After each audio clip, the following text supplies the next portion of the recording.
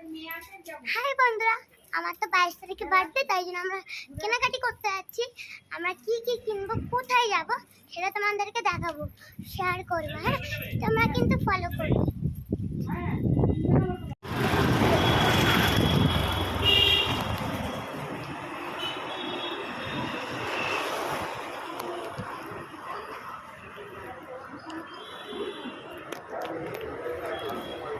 চলো